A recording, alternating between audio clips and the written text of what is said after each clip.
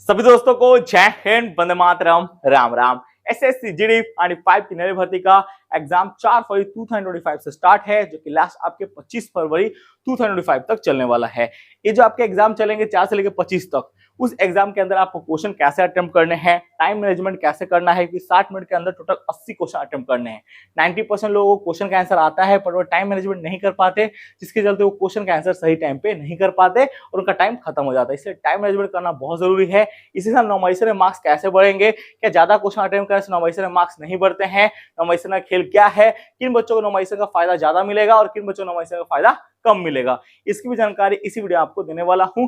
फिकर ही क्या है बात, जब Saurabh Mishra inform YouTube channel है आपके साथ, आपका भाई है ना, ऐसे कोई जरूरत नहीं है। ये वीडियो अपने सारे दोस्तों को शेयर कर देना। जिन बच्चों का भी जीडी का एग्जाम है आज कल परसों, उन सभी के लिए वीडियो मोस्ट इंपॉर्टेंट रहने वाला है। सबसे पहले जब भी आप जीडी का पेपर देने जाओ तो एक ही बार सारे क्वेश्चन को अटेम्प्ट नहीं करना है। क्वेश्चन अटेम्प्ट करने के 2-3 रूल होते हैं। सबसे पहले दोस्तों ऐसे क्वेश्चन को अटेम्प्ट करना है जो कि इजी हो, जिससे आपके मोरल बढ़ जाते हैं। जैसे कि दोस्तों इजी क्वेश्चन की बात करें तो इजी क्वेश्चन कौन से होते हैं टॉपिक्स के, तो सभी को पता है जो हिंदी का टॉपिक होता है उससे क्वेश्चन इजी होते हैं। तो जब भी दोस्तों आप जीडी का पेपर देने जाओ तो स्टार्टिंग हिंदी से करना। जब हिंदी के क्वेश्चन आपको फटाफट आने स्टार्ट हो जाएंगे ना, जैसे एक का आंसर 2 है, बी का आंसर सी है, मतलब इस टाइप के जो आपके क्वेश्चन आंसर होंगे ना, वो फटाफट जब आपको आने लगेंगे ना, आपका मोरल हाई हो जाएगा और कॉन्फिडेंस बढ़ेगा। इसीलिए सबसे पहले आपको हिंदी से स्टार्ट करना है और उसके बाद दोस्तों मैथ, रीजनिंग, जीके, जीएस जो भी आपको अटेम्प्ट करना है आप कर सकते हो, कोई दिक्कत नहीं, वो आपके ऊपर है। लेकिन मेरे अकॉर्डिंग जब भी आप इस वीडियो पेपर देने जाओ तो स्टार्टिंग हिंदी वाले टॉपिक से करना। इसके क्वेश्चन इजी होते हैं तो आपको समझने में भी आसानी हो जाएगी।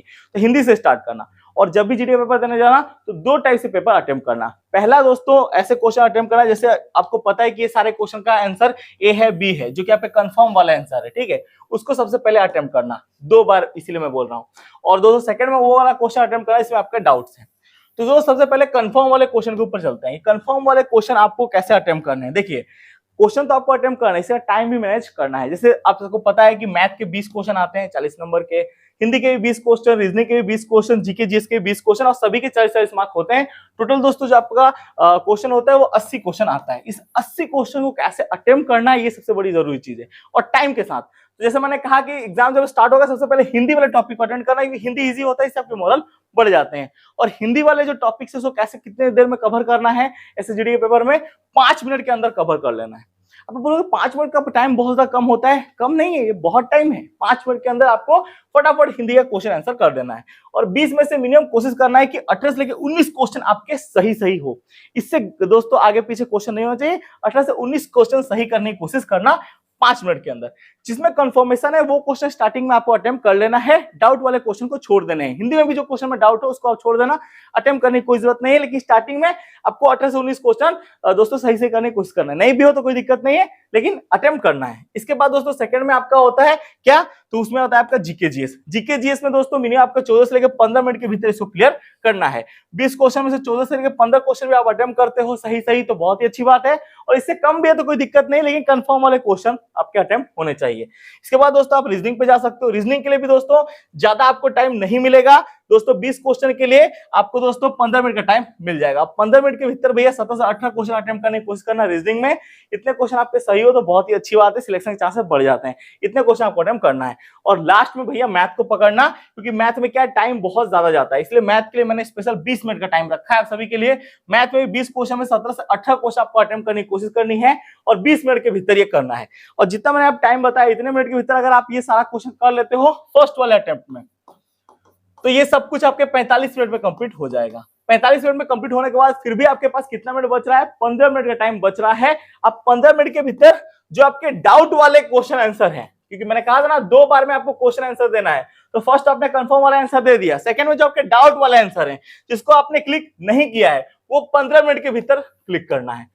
उसमें आप तुक्का मार सकते हो, वो आपके ऊपर है। तुक्का नहीं मारोगे वो भी आपके ऊपर है। तुक्का मार सकते हो, 100% तुक्का मार सकते हो। क्यों तुक्का मार सकते हो, क्योंकि आपकी जो नेगेटिव मार्किंग है ना वो कितना है, तो आपको मैं बता दूं नेगेटिव मार्किंग 0.25 का है। 0.25 का मतलब 8 गलती करोगे ना भैया तब जाके आपके 1 नंबर कटने वाले हैं। तो इससे अच्छा अपॉर्चुनिटी और क्या मिलेगा। इससे अच्छा अपॉर्चुनिटी आपको नहीं मिलने वाला।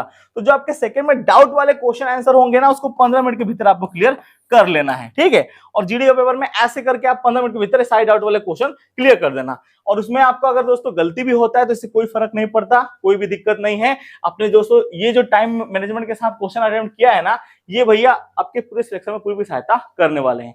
इसी के साथ दोस्तों मैंने आपको एग्जाम में क्वेश्चन कैसे अटेम्प्ट करते हैं इसकी जानकारी दे दी। दूसरा दोस्तों सबसे बड़ा क्वेश्चन कि क्या नॉर्मलाइजेशन में मार्क्स बढ़ेंगे या नहीं बढ़ेंगे, क्या ज्यादा क्वेश्चन अटेम्प्ट कर। सोच लीजिए हमने क्वेश्चन अटेम्प्ट किया है टोटल 70, ठीक है, और एक बच्चे ने क्वेश्चन अटेम्प्ट किया है 80, तो नॉर्मलाइजेशन का फायदा क्या 70 वाले को ज्यादा मिलेगा, जिसने 70 क्वेश्चन अटेम्प्ट किया है उसको ज्यादा नॉर्मलाइजेशन में मार्क्स मिलेंगे, जिसने 80 क्वेश्चन अटेम्प्ट किया उसका कम मार्क्स मिलेगा। ऐसा कुछ भी नहीं है, ठीक है। आप 30 नंबर अटेंड करके आओ, 80 नंबर अटेंड करके आओ, नॉर्मलाइजेशन से उससे कोई फर्क नहीं पड़ता है। नॉर्मलाइजेशन का सिस्टम थोड़ा अलग होता है। अलग क्या होता है, जिस सीट में हार्ड क्वेश्चन पड़े, सोच लो हार्ड 80 क्वेश्चन में से ऐसे 10 क्वेश्चन है जो कि बहुत ज्यादा हार्ड है, जिसका आंसर आप नहीं कर पा रहे हो या अन्य कोई बच्चा आंसर नहीं दे पाए। क्वेश्चन अटेम्प्ट किया लेकिन ये 10 क्वेश्चन का आंसर बहुत सारे बच्चों ने गलत दिया है, एक भी आंसर सही नहीं दिया। आपने भैया अकेले इस 10 क्वेश्चन का आंसर दिया है और इसमें से 9 क्वेश्चन सही हो गए।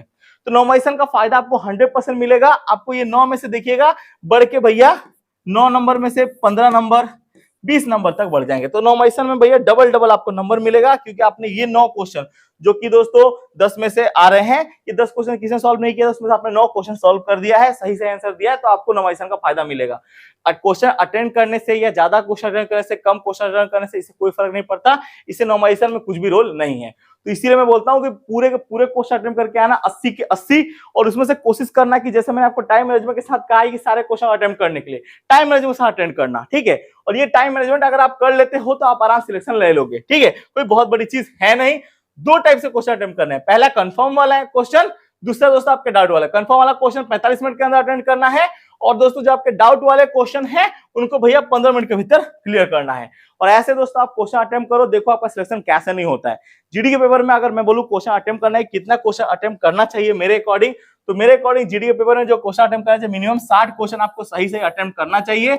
इसके बाद भैया आप तुक्का मार सकते हो, कोई दिक्कत नहीं है। 20 क्वेश्चन का आप तुक्का लगा दो, उससे कुछ फर्क नहीं पड़ेगा। 20 में से अगर 10 क्वेश्चन भी सही हो जाता है, 5 क्वेश्चन भी सही होता है, तो आपको बेनिफिट ही मिलेगा, ठीक है। अब इसका मतलब ये नहीं कि पूरे के पूरे क्वेश्चन ही तुक्का लगा दो। 100 के 100% क्वेश्चन आपके तुक्के में अगर चले जाएंगे तो फिर आपको दिक्कत होने वाला है। तो 100 के 100 क्वेश्चन तुक्के में नहीं जाने हैं।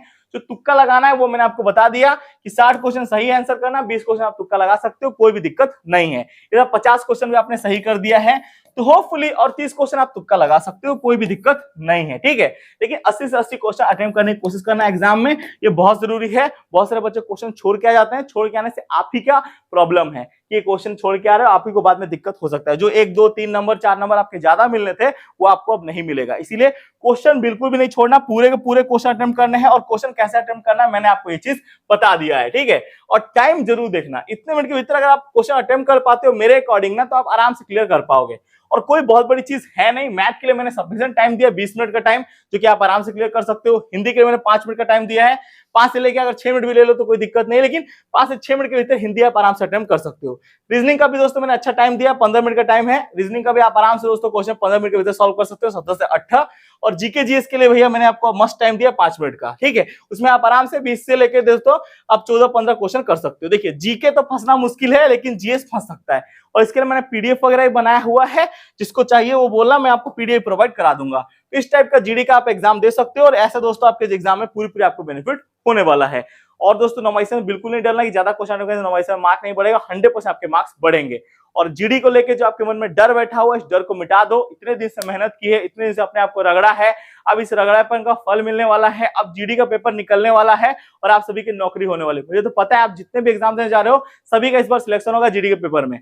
मेरे तरफ से बेस्ट ऑफ लक सभी को। अच्छे से एग्जाम देना, अपना 100% देना। अब जो मेहनत करना था वो आपने कर दिया, अब जो आपको लड़ना था, पढ़ना था, वो आपने पढ़ लिया। अब टाइम है मेहनत का, अब टाइम है सिलेक्शन लेने का, अब टाइम है वर्दी पहनने का, और अब टाइम है अपने बाप माँ का नाम रोशन करने का। और जीडी के पेपर में जाने से पहले 2 चीज जरूर करना मेरे अकॉर्डिंग। सबसे पहले दोस्तों रिवीजन कर लेना। अभी दोस्तों आप पीवाईक्यू मॉक टेस्ट लगाने की जरूरत नहीं है। जिन लोगों का कल पेपर है उन लोगों की मैं बात कर रहा हूं। जिन लोगों का बाद में पेपर है 18 19 उन लोग तो प्रैक्टिस करते रहो, लेकिन जिन लोगों का कल पेपर है उन लोगों को ना पीवाईक्यू लगाना है ना मॉक टेस्ट लगाना है। अभी दोस्तों सिर्फ एक ही चीज करना है, सारे क्वेश्चन को एक बार रिवाइज कर लेना है। मैथ का, जीके जीएस का, रीजनिंग का, हिंदी का, उसको सिर्फ देखना है बस। पढ़ना नहीं है कुछ भी, बस देख लेना है एक बार, अपने जो भी नोट्स वगैरह बनाए होंगे उसको एक बार ऐसे पलटी करके देख लेना खाली। वो सारे क्वेश्चन आप देख लोगे ना, आपके दिमाग में थोड़े मोड़े क्वेश्चन बैठ जाएंगे। जब जीडी का पेपर आप देने जाओगे तो वही क्वेश्चन बार बार जब रिपीट होंगे ना आपके माइंड में, तो आप आराम से उसका आंसर दे पाओगे। तो ये चीज सबसे बेहतरीन है, इसीलिए एक बार आप उसको देखना जरूर, ये आप सभी के लिए मोस्ट पॉइंट रहने वाला है। तो सारी जानकारी ऑलमोस्ट मैंने आपको दे दी है। कुछ भी डाउट रह गया हो, कमेंट सेक्शन खुला है, मुझे कमेंट कर देना। तैयार हो जाओ मेरे चीते लोग, जितने लोग का जीडी का पेपर है, बेस्ट ऑफ लक सभी को, सिलेक्शन लेके आना है और इस बार वर्दी पहनना है। और मेरे तरफ से सारे फौजियों को सलाम है जो कि दोस्तों फ्यूचर में वर्दी पहन के आने वाले हैं, अपने माँ बाप का नाम रोशन करने वाले हैं। और आज से ही फील करना शुरू कर दो कि आप डिफेंस में जा चुके हो, आपका नौकरी हो चुका है और आप दोस्तों बीएसएफ, सीआरपीएफ, आईडीएफ में सिलेक्शन पा चुके हो और आपका भाई इसीलिए आपको सलाम कर रहा है। तो इस सलामी को मंजूर करो और इस बार सिलेक्शन लेना है, वर्दी प्राप्त करनी है। इसी जोश और जुनून के साथ एग्जाम देने जाओ और बिल्कुल भी मोरल डाउन नहीं होना चाहिए। जो भी मार्क्स आए प्रैक्टिस से सॉल्व पेपर में, इससे फर्क नहीं पड़ता है। फर्क इससे पड़ता है कि आपने कितनी तैयारी की है, अपने आप को कितना रगड़ा है। अब प्रैक्टिस सेट मॉक टेस्ट में मुझे लग रहा है कि मार्क्स किसी कम आएगा तो डिमोटिवेट होकर एग्जाम देने जा रहा है, बिल्कुल भी नहीं। ये डिसाइड नहीं करता है भैया एग्जाम की मॉक टेस्ट और प्रीवियस क्वेश्चन के ऊपर क्या नंबर होगा, ये आपकी मेहनत डिसाइड करती है। अगर आपने पढ़ाई की है तो कोई दिक्कत नहीं, एक दो बार ऐसा होता है कि आगे पीछे नंबर ऊपर नीचे हो जाते हैं, कि लोग का पीवाईक्यू मॉक टेस्ट में कम नंबर आता है पर जीडी पेपर में ज्यादा नंबर आ जाता है, होता है ऐसा बहुत बार। तो मोरल डाउन नहीं करना है, सेल्फ कॉन्फिडेंस के साथ जाना है और अब की बार एग्जाम को फोड़ के आना है, ठीक है। तो जाओ, सभी के सभी खुश हो जाओ और शांति से जाओ, जैसे मैंने आपको कहा इसी हिसाब से आपको एग्जाम देना है। सारी जानकारी ऑलमोस्ट दे दी है। कुछ भी डाउट हो कमेंट सेक्शन खुला है, मुझे कमेंट कर देना। मिलते हैं आपको दूसरी वीडियो में ऐसे इन्फॉर्मेटिव साथ। भारत माता की जय, वंदे मातरम, जय हिंद, जय भारत, लव यू मेरे सारे भाइयों को।